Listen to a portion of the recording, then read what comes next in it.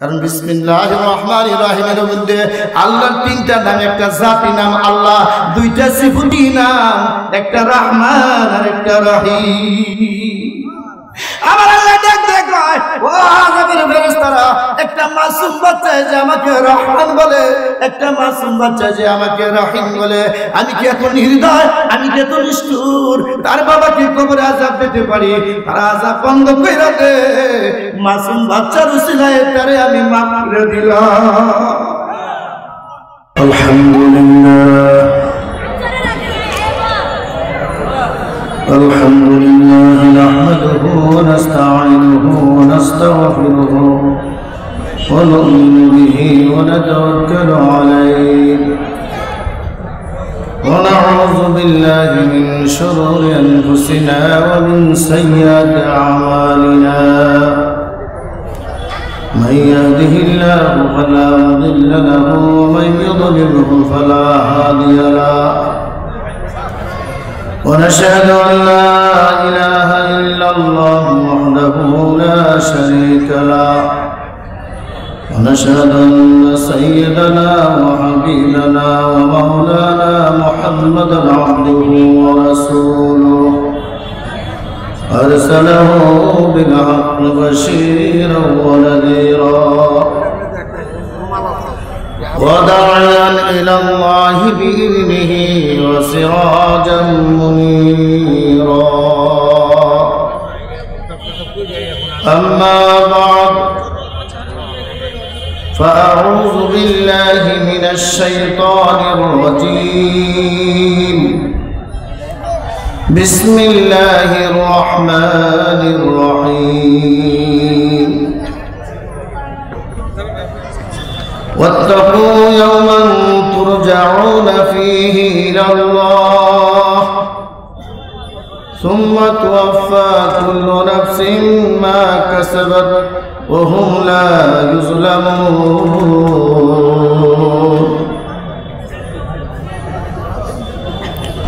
وقال النبي صلى الله عليه وسلم تموتون كما تحيون وتحشرون كما تموتون وقال النبي صلى الله عليه وسلم أشرف أمتي حملة القرآن وأصحاب الليل وقال الله تعالى في شأن حبيبه إن الله وملائكته يصلون على النبي يا أيها الذين آمنوا صلوا عليه وسلموا تسليما সবাই আমরা দরুদ ইব্রাহিম পাঠ করব اللهم صل على محمد وعلى آل محمد كما صليت على إبراهيم وعلى آل إبراهيم إنك حميد مجيد اللهم بارك على محمد وعلى آل محمد كما باركت على إبراهيم وعلى آل إبراهيم إنك حميد مجيد بلغ العلا بكماله كشف الدجى بجماله حسنت جميع خصاله صلوا عليه وآله اللهم صل وسلم وبارك عليه মানিকপুর হাফেজ মোহাম্মদুল্লাহ ইসলামিয়া মাদ্রাসা ও এতিমখানার উদ্যোগে বার্ষিক ওয়াজ ও দোয়া মাহফিলের মোহতারাম সভাপতি দিগার হযরত উলামায়ে কেরাম, আমার সম্মুখে উপস্থিত ইসলাম প্রিয় ইমানদার দিনদার ভাইরা, পর্দার অন্তরালের মা বোনেরা, রাত্র অনেক হয়ে গেছে আলহামদুলিল্লাহ। এখন খুব সংক্ষিপ্ত দুটো কথার পরেই দোয়া হয়ে যাবে ইনশাআল্লাহ। দস্তরবন্দি হয়েছে, হাফেজ তোলাবারা পাগড়ি নিয়েছেন, তাদের জন্য আমরা দোয়া করব। আলহামদুলিল্লাহ নসিহত যথেষ্ট হয়েছে, এখন দোয়ার পালা। দোয়ার আগ মুহূর্তে আমি আল্লাহ পাকের কোরআনে কারিমের যে আয়াতে কারিমে আপনাদের সামনে তেলাওয়াত করেছি, সূরা বাকারার 281 নম্বর আয়াতে কারিমা। আল্লাহ রাব্বুল আলামিন আমাদেরকে আদেশ করেছেন, আল্লাহর হুকুম, তোমরা ওই দিনকে ভয় করো যেদিন সকলকেই আল্লাহর কাছে হাজির হতে হবে। ও ভাই দোস্ত বুজুর্গ, আমরা সকলেই আল্লাহর আদালতের সামনে হাজির হব, এ কথা আমাদের বিশ্বাস আছে।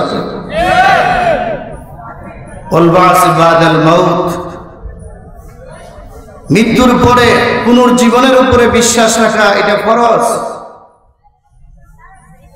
ভাই দোস্ত বুজুর্গ, সেদিন নাজাতের একমাত্র উপায় থাকবে ঈমান আর আমল। যাদের ঈমান আমল ঠিক আছে, যারা কলবে সালিম নিয়ে আল্লাহর কাছে হাজির হবে, তাদের কোনো ভয় নেই। ইয়াউমা লা ইয়ানফাউ মালু ওয়ালা বানুন ইল্লা মান আতাল্লাহ বিকলবিন সালিম। আল্লাহ রাব্বুল আলামিন বলেন, সেদিনকে ভয় করো যেদিন কারো সন্তান সন্ততি, কারো সম্পদ অর্থ সম্পদ কোনো উপকারে আসবে না, কোনো কাজে লাগবে না। একমাত্র যারা বিশুদ্ধ স্বচ্ছ অন্তর নিয়ে দিল নিয়ে হাজির হবে, একমাত্র তারাই উপকৃত হবে। বন্ধুরা, এই দুনিয়ার জিন্দেগিটা একদিন খতম হয়ে যাবে। পরকালের জিন্দেগির জন্য এই সংক্ষিপ্ত জিন্দেগিতে আমাদের অনেক অনেক মেহনত করতে হবে। দোস্ত বুজুর্গ, আল্লাহ রাসূল বলেন, তামুতুনা কামা তাহিউন। সহিহ হাদিসে বলেন, তোমরা ওইভাবেই মৃত্যুবরণ করবে যেভাবে তোমাদের জীবন চলে। যে সুরতে জীবন চলতেছে, যে আদর্শের উপরে জীবন চলতেছে, যে নীতিমালার উপরে জীবন চলতেছে, তামুতুন, তোমরা সেইভাবেই মরবে। ও তুহশারুনা কামা তামুতুন, আর যেইভাবে মারা যাবে কাল কিয়ামতের দিন তোমাকে সেইভাবেই উঠানো হবে। ভাই দোস্ত বুজুর্গ, আমাদের দেশে যে আমরা লাউয়ের বিচি বপন করি, সিমের বিচি বপন করি, তার থেকে চারা হয়, চারার পরে তারপরে ফুল আসে, তারপরে লাউ হয়। বলুন, আমরা গ্রামের মানুষ, লাউর মধ্যে বিভিন্ন ধরনের লাউ আছে, লম্বা আছে, গুলও আছে, সাদাও আছে, কালো আছে, কি আছে না? আমি প্রশ্ন করব, যে লাউটা লম্বা, 2 হাত লম্বা, কালো রঙের, সেই লাউয়ের যদি দানা বা বিচি আমরা মাটিতে বপন করি, তার থেকে যখন চারা হয়, গাছ হয়, ফুল হয়, যখন আরেকটা লাউ হয়, তখন এই লাউটা আর যেই লাউয়ের বিচি লাগাইছিলাম সেই লাউয়ের মধ্যে কোনো পার্থক্য থাকে? বন্ধুরা আমার, লম্বা লাউ হলে তার বিচি থেকে যে লাউ হয়, সে লাউটা লম্বা হয়, কালো হয়। গোলাকারের লাউ থেকে যে বিচি থেকে লাউ হয়, সেই লাউটা গোল হয়, সাদা হয়, কোনো ব্যতিক্রম নয়। আল্লাহ রাসূল বলেন, উম্মতেরে 60-70 বছর জীবন যেইভাবে কাটাইবি, তোর শেষ নিঃশ্বাসটা সেভাবে হবে, তোর মৃত্যুটা যেইভাবে হবে, কিয়ামতের দিন তুই সেইভাবে উঠবি। তুহশারুনা কামা তামুতুন, তুহশারুনা কামা তামুতুন, যেইভাবে মরবা সেইভাবে উঠবা। এখন কিভাবে মরবা, কিভাবে উঠবা, তোমার ফয়সালা তোমাকেই করতে হবে। খোদার কসম করে বলি, যারা দাড়িবিহীন দুনিয়া থেকে বিদায় নেবে, কিয়ামতের দিন তারা দাড়ি নিয়ে উঠবে না। যারা সুন্নতবিহীন জীবন দুনিয়া থেকে বিদায় নেবে, সেদিন নবীর সুন্নাত না থাকার কারণে নবীর পাশে তারা হাসর হবে না। যারা মূর্তিকে পছন্দ করে, কুফরিকে পছন্দ করে, শিরককে পছন্দ করে দুনিয়া থেকে বিদায় নেবে, মুমিনে মুত্তাকিনদের সাথে তাদের হাসর হবে না। মান তাশাব্বাহা বিকাউমিন ফাহুয়া মিনহুম। নবীজি বলেন, দুনিয়ায় থাকতে যে যাকে ভালোবাসবে কিয়ামতের দিন হাসরটাও তাদের সাথে হবে। আলোচনা যথেষ্ট হয়েছে, এখন আখিরাতে তওরির জন্য আমার মৃত্যুর পরে যেন আমি রাসূলের পাশে সুন্নাত নিয়ে দাঁড়াইতে পারি, আমার মৃত্যুর পরে যেন আমরা আকাবেরের দিনের সাথে আমাদের হাসর নাসর হয়, আমাদের জীবনটা সেইভাবে গড়তে হবে। রাজি আছেন ইনশাআল্লাহ? আমার বন্ধুরা, আমার ভাইয়েরা, আমি আরেকটা হাদিস আপনাদের সামনে পাঠ করছি। রাসূল বলেন, আশরাফু উম্মতি হামালাতুল কুরআন ওয়া আসহাবুল লাইল। আমার উম্মতের মধ্যে সবচাইতে সম্মানিত উম্মত, সবচাইতে আশরাফ উম্মত যারা কোরআনকে বহন করে। হামালাতুল কুরআন, যারা কোরআনকে সিনায় বহন করে, যারা কোরআনের বিধান দ্বারা জীবন পরিচালনা করে, যারা কোরআনকে মহব্বত করে, তারা হলো সবচেয়ে আশরাফ। আলহামদুলিল্লাহ। সেই হিসাবে হুফাজে কেরাম, তলেবায়ে কেরাম, যারা তলেবে ইলম হাফেজ হয়ে গেছে, তারা সিনাই কোরআনকে ধারণ করে আল্লাহর রাসূলের ভাষায় তারা সবচেয়ে সম্মানিত। ওয়া আসহাবুল লাইল, পাশাপাশি যারা কোরআনের তেলাওয়াতের মাধ্যমে, জিকির আজকারের মাধ্যমে রাত্রি কাটায়। সুবহানাল্লাহ। আল্লাহর হাবিব কোন জমিদারকে সম্মানী বলেন নাই, কোন এমপি মন্ত্রীকে সম্মানী বলেন নাই, কোন বংশের পরিচয়ের বুয়ার আর চৌধুরীকে সম্মানী বলেন নাই। উম্মত রে, দুনিয়াতে হোক আর না হোক, আল্লাহর সামনে যদি তুমি সম্মানী হয়ে উঠতে হয়, কোরআনকে তোমার সিনায় ধারণ করতে হবে, কোরআনের আইনকে তুমি জীবনে বাস্তবায়ন করতে হবে, সাথে সাথে রাত্রের বেলায় তাহাজ্জুদের মাধ্যমে তোমার রাত কাটাইতে হবে। আমি আহ্বান করব, যারা আমরা হাফেজে কোরআন না, নিজেদের সন্তানকে হাফেজে কোরআন বানানোর চেষ্টা করব ইনশাআল্লাহ। যারা এখনো আমরা ঠিক মতন তাহাজ্জুদ নামাজ পড়ি না, ফরজ নামাজ তো পড়তেই হবে, যারা তাহাজ্জুদ ঠিক মতো পড়ি না, তাহাজ্জুদের অভ্যাস করতে হবে। রাজি আছেন তো ইনশাআল্লাহ? ভাইও, কিয়ামতের দিন কোনো বাহানা চলবে না। আল্লাহর দিন আল্লাহ সকলের জন্য আসান করছেন, সহজ করছেন। কথা ঠিক নাও? ঠিক বলে। মালিকের জন্য, বাদশার জন্য দিন সহজ, গোলামের জন্য দিন সহজ, মুসাফিরের জন্য দিন সহজ, মুকিমের জন্য দিন সহজ, সুস্থ ব্যক্তির জন্য দিন সহজ, অসুস্থ ব্যক্তির জন্য দিন সহজ। লা ইউকাল্লিফুল্লাহু নাফসান ইল্লা বুসআহা।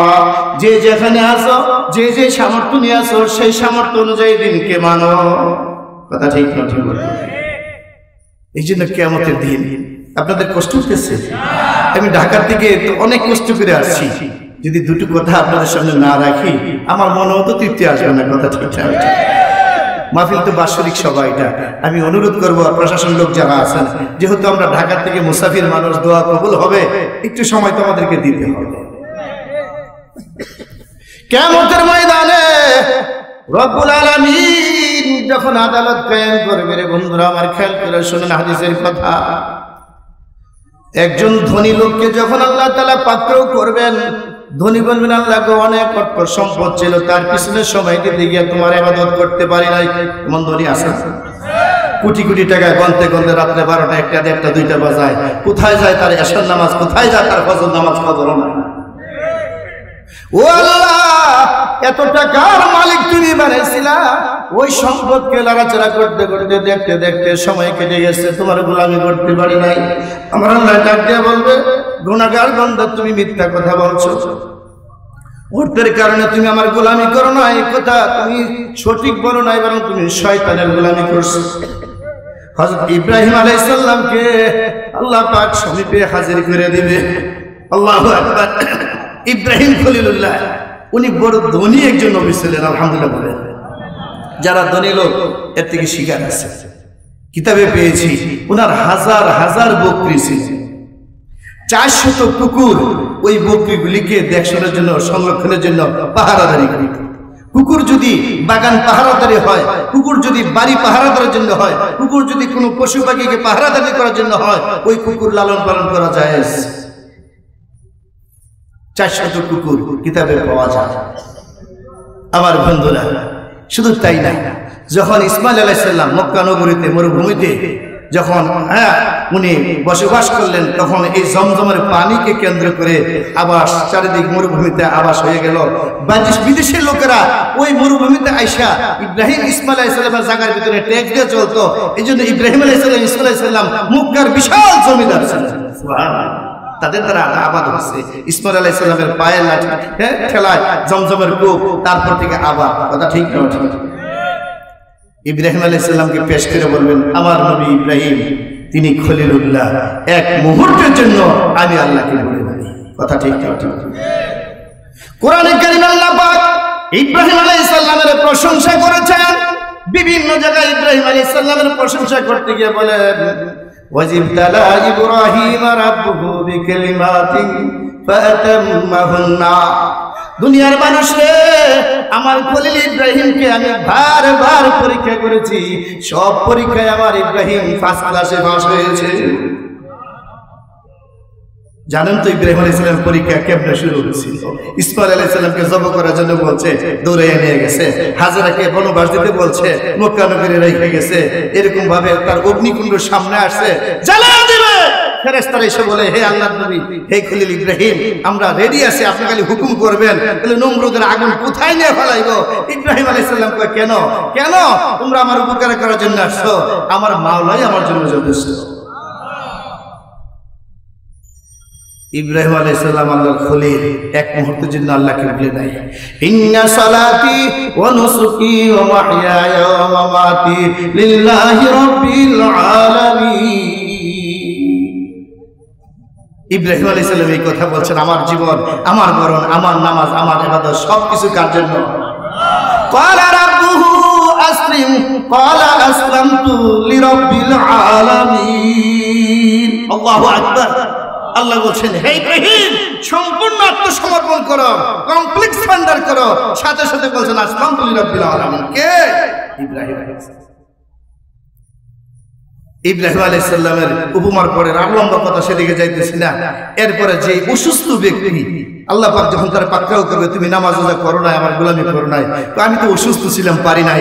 আল্লাহ তাআলা হযরত আইয়ুব আলাইহিস সালামকে সামনে নজরে পেশ করে বলবেন, আমার আইয়ুব থেকে তো তুমি বেশি অসুস্থ ছিল না। কথা ঠিক না? ঠিক বলেন? যে আইয়ুব আলাইহিস সালামকে বলা হয় প্রায় 18 বছর এরকম কঠিন রোগে আক্রান্ত হইয়া সারা শরীরে কীট আর কীট, সারা শরীর ক্ষত বিক্ষত, তারপরে এক মুহূর্তের জন্য আইয়ুব আলাইহিস সালাম আল্লাহকে বলে নাই। কথা ঠিক না? ঠিক। সুতরাং তুমি মিথ্যা বলছো, অসুস্থতার জন্য না, তুমি শয়তানের গোলামি করছো, জাহান্নামে যাও। এরপরে একজন বাদশাহ যখন আসবে, তুমি কি করছো? বলে, বাদশাহী করতে গিয়া প্রজাদের দায়িত্ব আমার কাঁধে ছিল, আমি সারা লাখ লাখ মানুষের দায়িত্ব নিয়ে আসছি, গোলামি করতে পারি নাই। এরকম বাদশাহ যখন ওজর দেখাবে, আল্লাহ পাক হযরত সুলাইমান আলাইহিস সালামকে পেশ করবে। সুলাইমান আলাইহিস সালাম বাদশাহ ছিলেন কিনা? সুলাইমান আলাইহিস সালাম এত বড় বাদশাহ ছিলেন, সারা দুনিয়ার রাস্তা বাদশাহী করছে।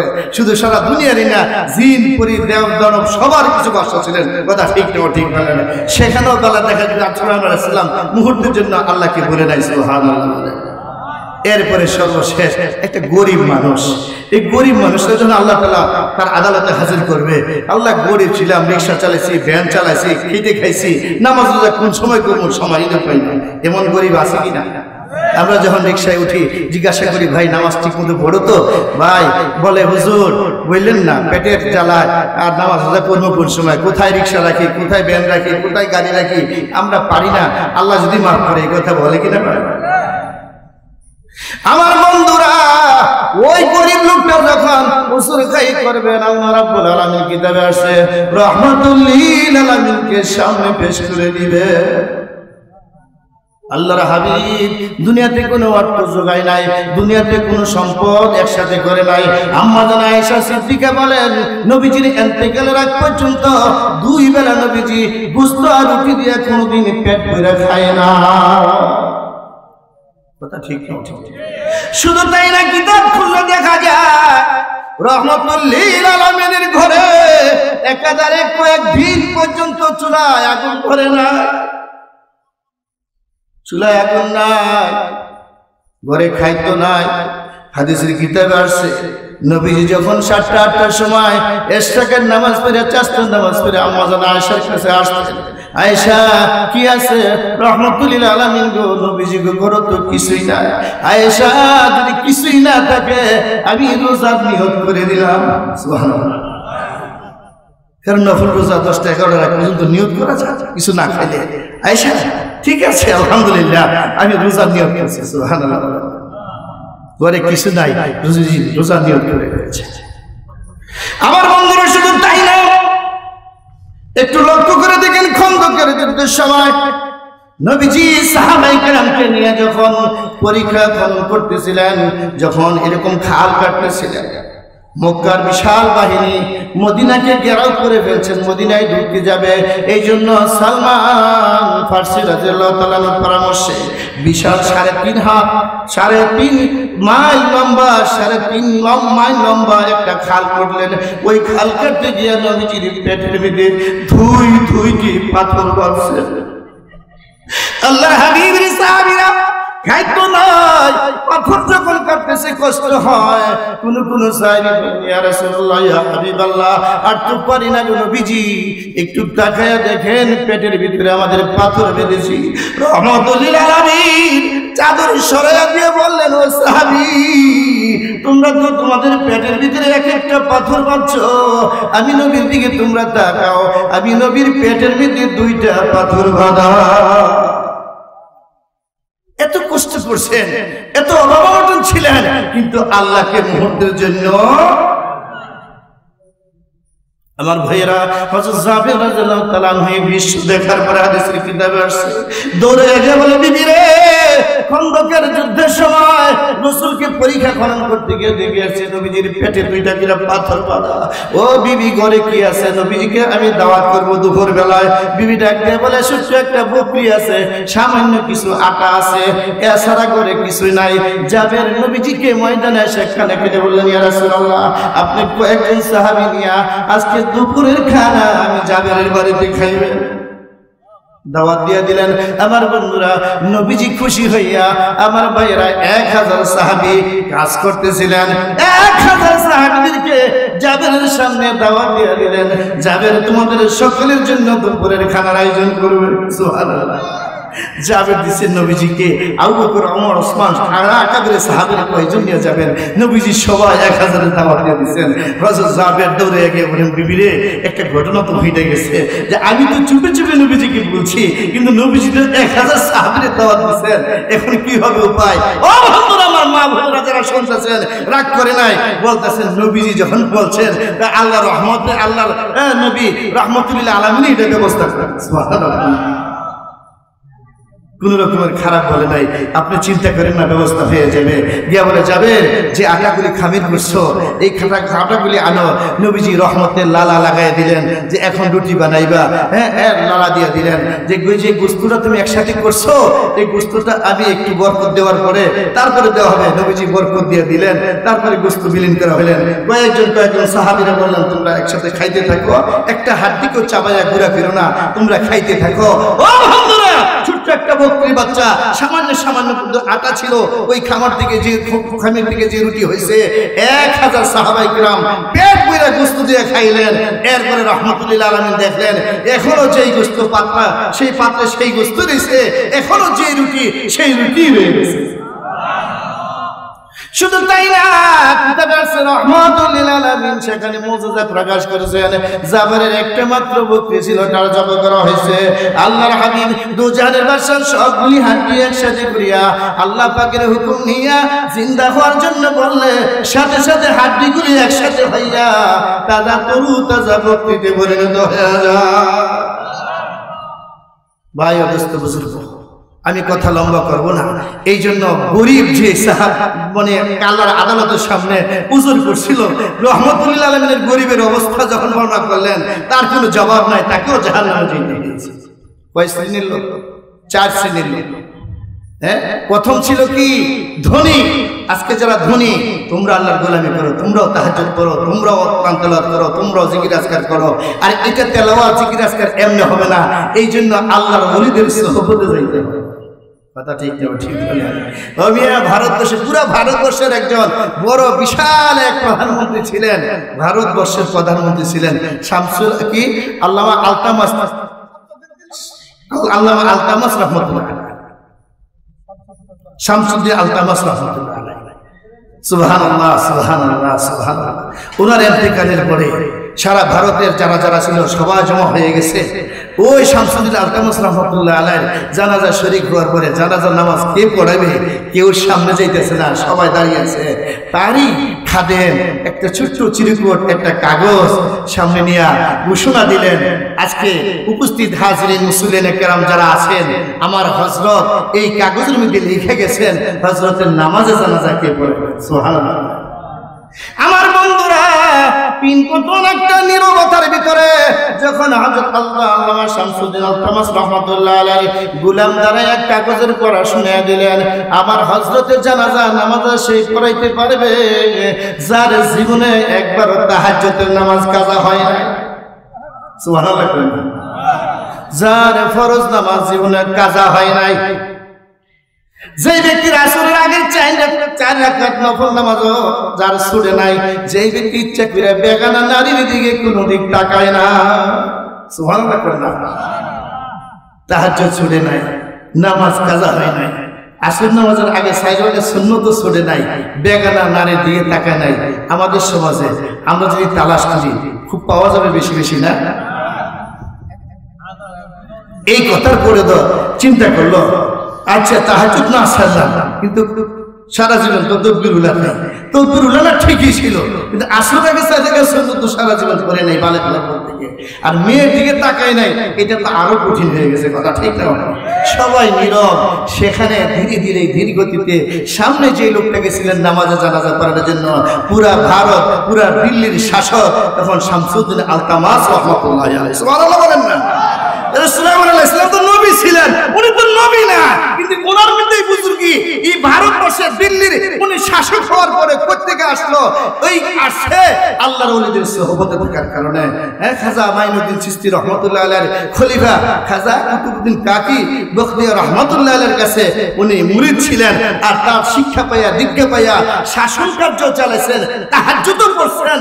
এরকম ভাবে এই সব গুণে গুণান্বিত হয়েছেন। সুবহানাল্লাহ। এই জন্য এমপি বলেন, মন্ত্রী বলেন, আর চেয়ারম্যান সাহেব বলেন, যারা মাদ্রাসায় পড়েন নাই, যারা দাওয়াত ও তাবলীগে যান নাই, যারা আল্লাহর ওলিদের সোহবত পান নাই, তাদের দ্বারা সেই কিয়ামতের দিন ওই কথাই আসবে, চেয়ারম্যান থাকার কারণে পারি নাই, হ্যাঁ, এমপি থাকার কারণে পারি নাই, বাদশা থাকার কারণে পারি নাই, অভাবের কারণে পারি নাই, অসুস্থতার কারণে পারি নাই। আর যদি আপনি একজন হক্কানি আলেম ওলামাদের সোহবতে থাকেন, হক্কানি পীর মাশায়েখদের সোহবতে থাকেন, আপনি একজন বাদশা হওয়ার পরেও আল্লাহর ওলি হইতে পারেন, আপনি ধনী হওয়ার পরেও আল্লাহর ওলি হইতে পারেন, আপনি অসুস্থ থাকার পরেও আল্লাহর ওলি হইতে পারেন, আপনি গরিব থাকা অবস্থায় আল্লাহর ওলি হইতে পারেন। আল্লাহ তাআলা আমাদের কথাগুলি বুঝার তৌফিক দান। ও ভাই, ও দোস্ত বুজুর্গ, আমি কথা শেষ করে দিচ্ছি 5 মিনিটের ভিতরে। এটা একটা জামিয়া বলা যায়, আগামীতে ইনশাআল্লাহ দাওরা হাদিস মাদ্রাসা, আলহামদুলিল্লাহ বলেন না? এবার তো মেশকাতে ছেলেরা পাঠিয়ে নিচ্ছে আমার ভাইয়েরা।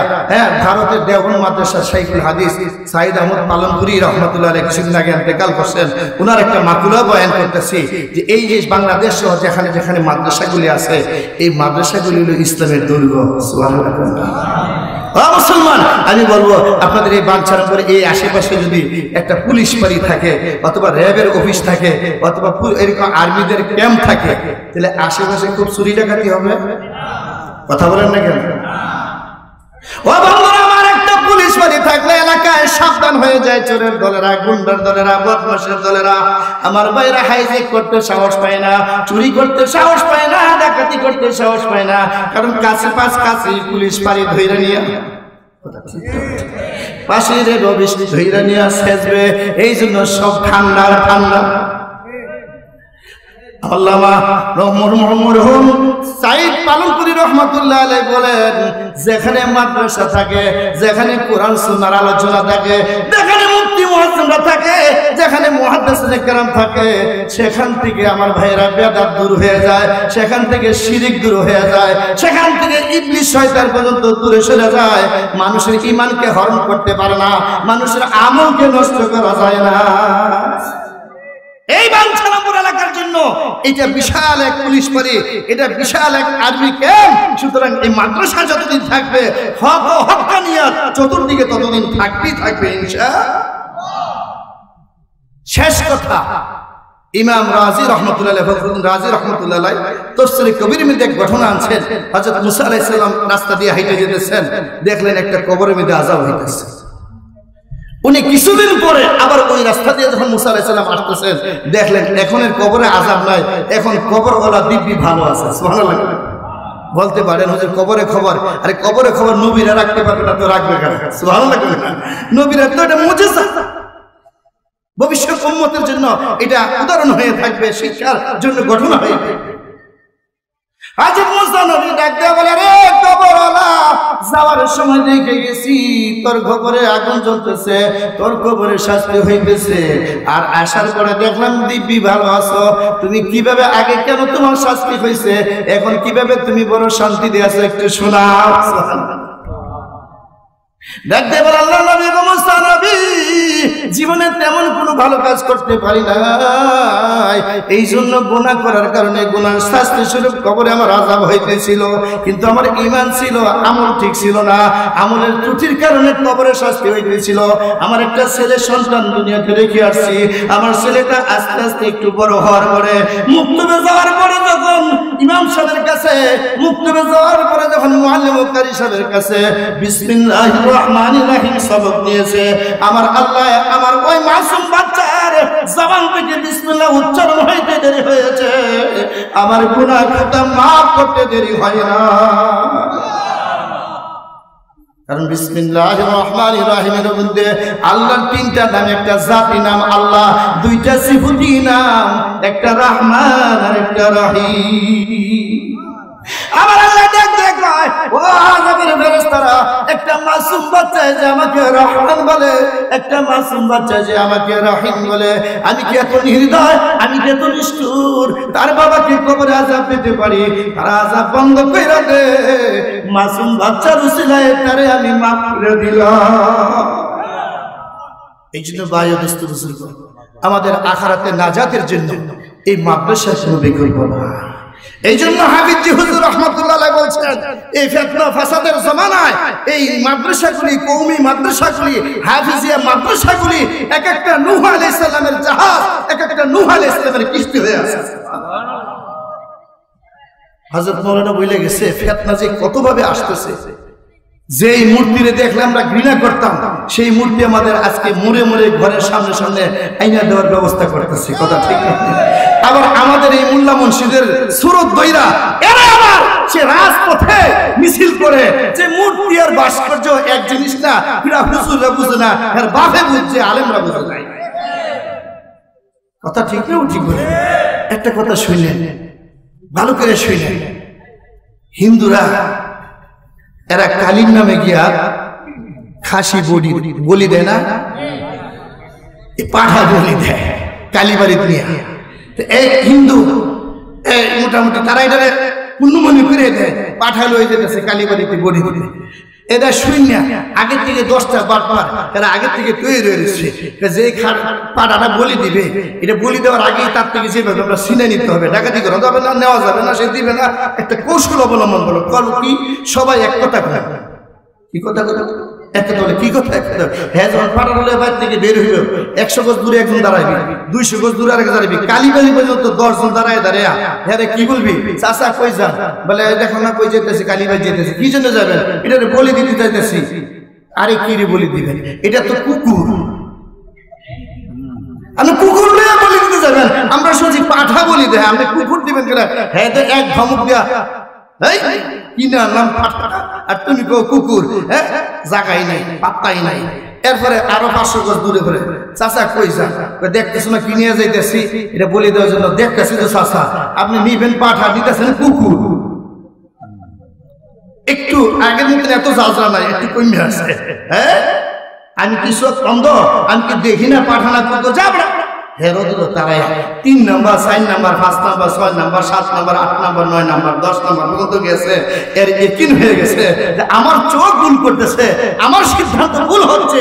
মনে হইতেছে 10টা মানুষ একটাকে মিথ্যা বলতে পারে না, সুতরাং 10 জনই যখন এটারে কুকুর বলতেছে, এটা আসলে কুকুর হবে, ছেড়ে দিছে।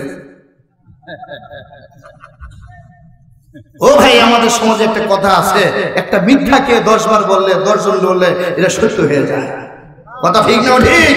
ও ভাইরা আমার, এই পাঠা 10 জন না 10,000 বললো যেরকম এটা পাঠা কুকুর না, এটা কিন্তু একটা চলতেছিল এখানে বাটপারি, একটা বানোয়াটি।